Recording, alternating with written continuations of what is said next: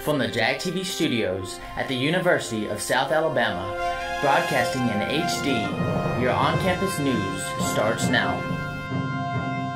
Hello Jaguars, I'm Bree Witched. And I'm Count Jackula. On this spooktacular episode of the Vanguard On Air, we show you a Halloween costume worth millions. And it's that time of year again. Everywhere you turn, there's a pumpkin. Whether it's in a latte or by itself, this great gourd has some great health benefits. Stay tuned for the Vanguard On Air.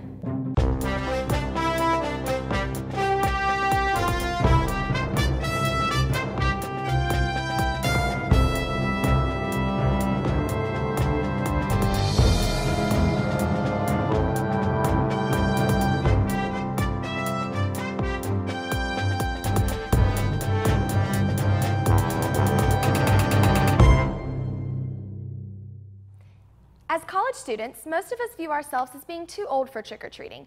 If you're like me and love to trick-or-treat, you can use this charity to be your excuse to be a kid again. The Honors Program organization will be hosting their annual Ghouls for Good service event on Friday, October 31st, Halloween night. The purpose of this event is to go out into the community and collect canned goods and boxed goods to donate to the Bay Area Food Bank. Basically, trick-or-treating for canned goods. It will also be a competition.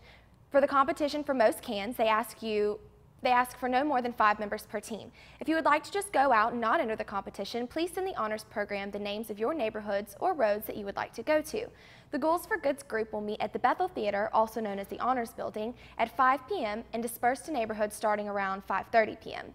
Groups will be expected to be back at the Bethel by 10 p.m. when pizza and various drinks will be provided for everyone. Dressing up in a costume is highly encouraged, as there will be various contests at the end of the night for Best Overall Costume, Best Last Minute Costume, Best Couples Costume, and Best Group Costume.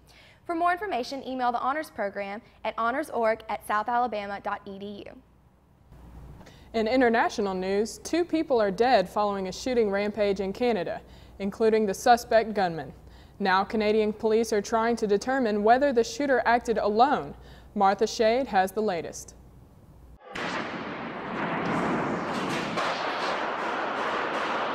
The suspected gunman behind the attacks at the Canada War Memorial and inside Parliament has been identified by sources as Michael Zahaf Bibeau. Bibeau had a history of drug use and had recently converted to Islam. Canadian affiliate CBC reports he was killed by a sergeant-at-arms inside the Parliament building. One soldier was also killed in the shooting, Corporal Nathan Cirillo. Attacks on our security personnel and on our institutions of governance are, by their very nature, attacks on our country. 3 other people were hospitalized following the shootings and have since been released. All available and necessary resources were activated and deployed immediately when we became aware of the incident. They will continue to be here for as long as they're needed. Witnesses say they heard rapid gunshots in a matter of seconds. All of a sudden, just heard a shot, turned around, and there was a guy with a rifle just around on the back corner, and just pow. Pow. The first shooting took place at the memorial around 10 a.m. Eastern Time. A second shooting took place in the main foyer of the main Parliament building, then moved toward an entrance to the Parliament Library. President Obama has been briefed on the shootings, according to the White House. NORAD has heightened its alert presence, increasing the number of planes to respond to an incident if needed. I'm Martha Shade reporting.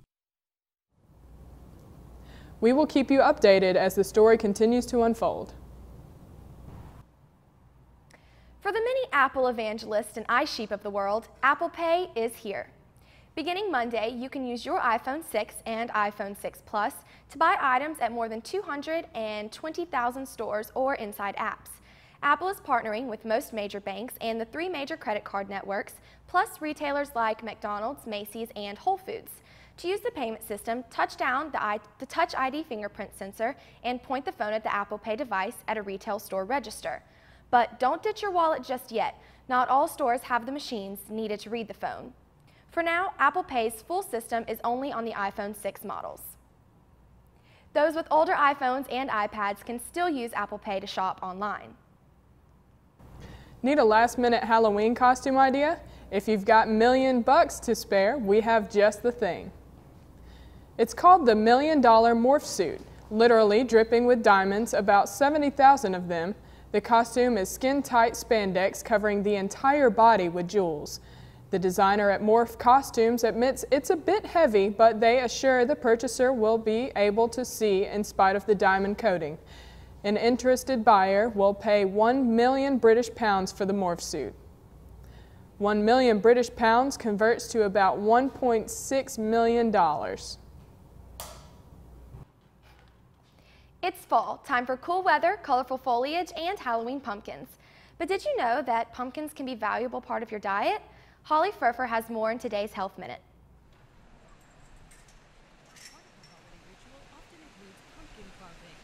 But pumpkins aren't just for decoration. They're a healthy food packed with vitamins and nutrients that can help us stay slim and fight diseases. Eating pumpkin can help with weight loss. Cooked pumpkin is high in fiber, which slows digestion and helps us feel full longer. This often makes it less tempting to reach for fattening treats. Pumpkin is also a low-calorie superstar with less than 50 calories a serving. Our eyes can also benefit from adding pumpkin to our diet. It's a food high in beta-carotene, which is converted to vitamin A in the body. Vitamin A is essential to eye health.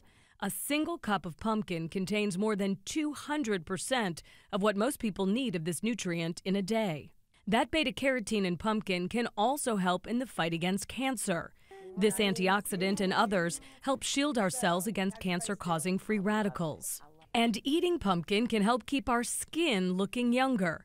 The beta-carotene that helps our eyes and helps ward off cancer also protects us from the sun's wrinkle-causing UV rays. For today's Health Minute, I'm Holly Furfer. Whether for health or carving, South students can get pumpkins from locations near campus for affordable prices. Speaking of pumpkins, business is buzzing at the local pumpkin patches. Ryan Canaday took a trip to the farm's pumpkins patch in Reno and shows us how many pumpkins are there and how many people those pumpkins are drawing in. At Ferrari Farms in Reno, hundreds of friends and families made their way into the crowded pumpkin patch. Prices for pumpkins and squash are individually marked and according to size. Community members had many different reasons for wanting pumpkins this year. I like carving up a jack-o'-lantern. A lot decoration and eating. My son wants to, as he says, dig the guts out of the pumpkin. Children can also take part in the inflatable bounce houses, or they can see some farm animals. Activities like the corn maze can be checked out for $5 a person, or you can catch the hayride for $3 each. Ferrari Farms Pumpkin Patch on Mill Street in Reno is more than just a family-oriented place where you can bring the family to catch a hayride, go into the corn maze, or pick up some pumpkins at the pumpkin patch. It's a family-run business that's been taking place for 17 years. Been here in this location and just be growing every day, every year. Ferrari Farms is a family-run business. Everything that is sold is grown right there on the farm. Owner Frank Ferrari says he begins planting and growing his pumpkins every spring. Oh man, there's thousands. We have probably 50 different varieties here at least, so I mean, between everything, we have a lot of pumpkins, thousands of them. Ferrari says between the activities and the pumpkin patch, there's something at his farm for the whole family. You know, it's just a lot of fun. I mean, it's something great for the community, and there's not a lot of these around here, so it's just nice to have something like that. For the rest of the week, local farms such as the Hillcrest Farm, Mazing Family Fun Farm, and the Magnolia Corn Maze will be providing pumpkin patches, corn mazes, and hay rides. After the break, South Alabama homecoming results and a homecoming court story you don't want to miss the crowning of. USA's professor's scientific discovery that could impact further natural discoveries and the way we fight ants, coming up after the break. The U.S. Department of Commerce has awarded $100,000 to the University of South Alabama and the Mobile Area Chamber of Commerce to implement goals established in the region's application to become a manufacturing community. The grant from the Economic Development Administration was awarded following an application by USA and the Chamber and will be matched by funds and in-kind services from the University, the Chamber, the City of the Mobile, and the Mobile County Commission. Bill Sisson, President and Chief Executive Officer of the Chamber, said, "A skilled workforce is the foundation of what our industries need to continue to grow, ultimately securing the health of the local economy." Southwest Alabama was one of 12 communities to be named a manufacturing community earlier this year. The program is designed to accelerate the reassurance of manufacturing in communities nationwide by supporting the development of long-term economic development strategies that help communities attract and expand private investment in the manufacturing sector and increase international trade and exports. A University of South Alabama professor has discovered a naturally occurring ionic liquid, a category of liquid salt that has been synthetically engineered for industrial purposes and now is known to come from another source, fighting ants. The discovery by Dr. James Davis, professor of chemistry, could impact the development of the use of synthetic ionic liquids. Davis began his research after reading an article in Chemical and Engineering News on work with rival ant populations conducted by researchers at the University of Texas. Formic acid, the UT researchers found, are what smaller ants use to protect themselves against the venom of fire ants and greatly increases its chance of survival. Davis is a leading chemist in the field of ionic liquids. Based on his background, Davis said, one look at the molecular structure of the fire ant venom illustrated was all it took to raise his suspicion about what was happening, that the fire ant venom was mixing with the formic acid to create an ionic liquid. To test his hypothesis, David asked his fellow scientists from Auburn University and in China to send him samples of fire ant venom. Davis and his students then took to the lab and mixed the venom with formic acid, resulting in viscous ionic liquid. Davis said, if ionic liquids exist in nature, they exist for a purpose. They have some biological function, and if we can study that, and if we can find new ones, if we can figure out what those biological roles are, we can then take that information, harness it, and use it potentially to develop new forms of drugs and medicines that might be more effective. He goes on to say that with this discovery, there is a lot more that we will be doing in the area of natural products chemistry as we continue to try to make new discoveries of ionic liquids in nature. The University of South Alabama presents its 2014 homecoming court during halftime ceremonies at the homecoming football game on Saturday, October 18th. Queen Caitlin Hooper was introduced along with King Tevin Barnett and the court in front of more than 15,000 fans. Along with Hooper and Barnett, the 2014 homecoming court included Diamond Godbolt of Ocean Springs, Mississippi, senior maid majoring in speech and hearing sciences, Victoria Jackson of Auburn, Alabama, junior maid majoring in nursing, Gabriella Vargas of Birmingham, Alabama, sophomore maid majoring in international business, Abigail Olive of Muscle Shores, Alabama, freshman maid majoring in exercise science, and Allie Botsis of Mobile, Alabama, graduate maid working on her master's in exercise science. In national news, the competition to be named Homecoming Queen has taken an unusual turn at one Central Florida high school. Amaka Yubaka reports a male student has been nominated to wear the crown. I spoke to Dylan Gleason here at the school off camera, and he was wearing a sash. He was definitely excited to have been nominated for Homecoming Queen by one of his classmates. It really is getting a lot of attention here, and both parents and students have strong feelings about it. Homecoming season for high schools is here. Homecoming award candidates. And for the first time in Lake County, a 17-year-old male student has been nominated for Homecoming Queen. These are Facebook photos of Dylan Gleason, a senior on the swim team at East Ridge High in Claremont. He could soon add Homecoming Queen to his resume. He's outgoing, he's loved by a lot, he's a good person, he's really friendly, he's eccentric, and he's funny. Amanda Casey is a senior who says it's a big talker at school. I love Dylan, and I think it's awesome that he's running, but I also think that he should have ran for king because it gives the girls that are seniors a chance to win queen and not a boy, because I just don't think that's fair. Parents we spoke to had mixed feelings about it. I think it's great. I mean, times are changing, and I think if the kids are good with it, why not? It just doesn't seem right. It just doesn't seem right. You know, guys are kings and girls are queens. Dylan may pave the way for another student, a girl at Lake Mineola High who's running for Homecoming King. It's an announcement some students don't think should be a big deal. Because the day and age we're now, we need to be accepting of everybody. The king and queen will be announced here at the school on Friday. I also spoke to Todd Howard, who sits on the Lake County School Board. He tells me the decision for who can run for king or queen is really up to each individual school. He says that the Lake County School Board is going to stay completely out of it. And so far, he tells me he's received one complaint from a parent. The Homecoming King and Queen will be announced at the school this Friday. More on the story of the new Setting the Pace sculpture on campus, we went to the dedication for more information. The University of South Alabama presented the latest sculpture donated by David and Lynn Gwynn on October 14th at the dedication of Setting the Pace, the focal point of the Student Center's amphitheater. Jane D. Decker, the artist who created the sculpture, spoke at the dedication and explained that the man walking thoughtfully is centered and focused on his journey, balancing all the experiences and expectations he encounters. Other speakers at the event included SGA President Daniel Watson and David Gwynn, the donator himself. I'm a graduate of South Alabama, graduated in 1971. I was a student here from 67 to 1971. Lynn and I have established the Gwynn Foundation, and the purpose is for the expansion of art throughout our community, especially the university campus.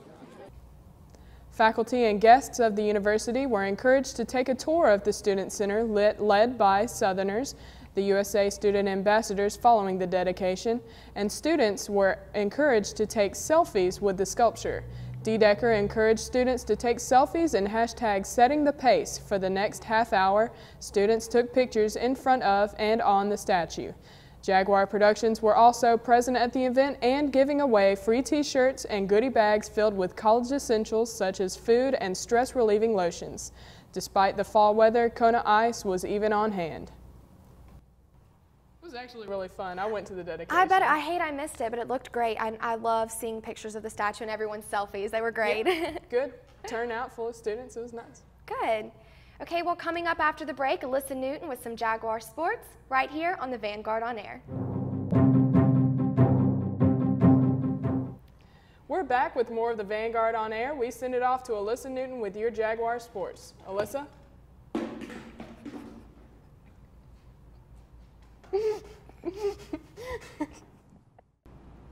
Hey there, Jags. I'm Alyssa Newton, and this is your weekly Jaguar Sports Report. South Alabama volleyball split this past weekend on the road. On Friday, the Jags took the win from Louisiana Monroe, defeating ULM in 5 sets, winning 3-2.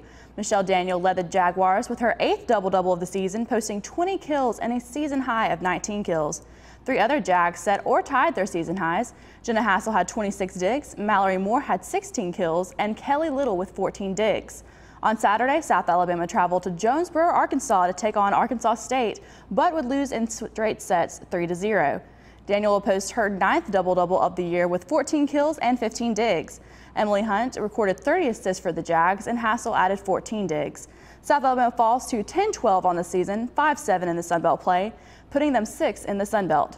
The Jags will stay on the road and visit Statesboro, Georgia to play Georgia Southern on Friday, and then the Jags will return home to take on Texas State on Sunday.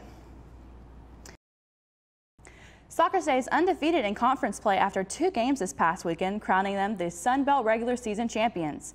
The Jags sealed their title on Saturday with a 4-1 win over Arkansas State in Jonesboro, Arkansas. 2 goals 96 seconds apart in the first half rallied the girls from a 1-0 deficit.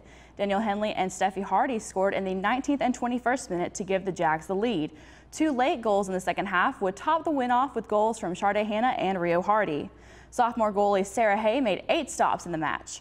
With the win, the Jags claimed their first regular season title since the league started sponsoring the sport in 2000, where the Jags shared the title with the Florida International. And on Sunday, for their last regular season game, the Jags traveled to Arkansas Little Rock. The Jags scored early with a Nene Rapsat-Smith in the 7th minute. ULAR would tie the match in the 34th minute before Rio Hardy would score the winning goal with 4 minutes later. This week, the Jags will host the 2014 Sun Belt Conference Championship. With the win, the Jags are undefeated in conference play for the season and #1 seed. South Alabama will play #8 seed ULAR once again on Wednesday night at 7. In the final quarter of the Jags' 30-27 win over Georgia State, South Alabama's leading running back, Jay Jones, was severely injured. Last Wednesday, in the midst of the Troy rivalry week, it was released that the senior is out for a season after a career-ending torn ACL. The Horn Lake, Mississippi native transferred to South Alabama after 2 years at Northeast Mississippi Community College. Jones is currently leading the Jags in rushing with 83 carries for 393 yards and 3 touchdowns. With his absence, players started a Do It For 8 hashtag on Twitter, posting encouraging words and pictures dedicating the rivalry to Jones. But one teammate took it even further. During practice this week, redshirt freshman running back Xavier Johnson had an idea that he presented to the coaching staff. On Monday, Johnson was seen wearing the number 8 jersey in honor of Jones, who he looked up to and called a big brother. Jones wore the jersey this past weekend and will continue to wear it throughout the season before returning to his number 28 next season. Johnson would play a big part in the Jags' win against rival Troy. Behind leading rusher Kendall Houston and career-high 178 yards, and Johnson for 107 yards on the ground, South Alabama would run past the Troy Trojans with a 27-13 victory. The Jaguars held Troy to a field goal in the first half of the game, leading 10-3 after Aline Sunanon kicked a 38-yard field goal with 10 minutes to go in the first. The Jags would cap off their first half scoring late in the first quarter with a Brandon Bridge 40-yard touchdown pass to the end zone to Shavari Smith. Troy's Ryan Kay booted a 42-yard field goal with 5 minutes to go in the second quarter to bring the halftime score to 10-3. Right before the half, the Jags suffered 2 injuries back-to-back. First, Wes Saxton came down to the field and was helped off with an ankle injury, and the next play, Brandon Bridge came down on his non-throwing shoulder and didn't complete the rest of the half. But after halftime, the quarterback would come back out banged up to finish the job. The Jags relied on the running game on the second half that would pull them away from Troy. Troy would kick another field goal to begin the second half, but the Jags would answer with Xavier Johnson's first rushing touchdown of his college career with a 14-yard run. 5 minutes to go in the third, Kendall Houston scored a 41-yard run to give South Alabama a 24-6 lead. And to cap off the Jags' lead, Aline Sunanon kicked a 33-yard field goal that gave the Jags their final 27 points. Troy would bring in a backup quarterback, score one more touchdown and an attempted onside kick, but it wouldn't be enough to catch up with the Jags. South Alabama takes on their 5th win of the season with the 27-13 over the Trojans. The 5-2 Jaguars will travel to last year's conference champions ULL this Saturday, November 1st, in hopes of gaining their 6th win, bringing them one step closer to a dream of a bowl game. For all these stories and more, visit our website, usavgsports.com. That's all for your weekly sports update. I'm Melissa Newton, and I hope you guys have a sporty and spooky Halloween. Back to you, Bree and Jackie. And that's all for the Vanguard On Air. Support the Student Sustainability Council and your campus by recycling. I'm Bree Burrell. And I'm Jackie Roch. Stay right here after the break for your Atmos Center weather. Pick up a Vanguard and tune in next week to the Vanguard On Air.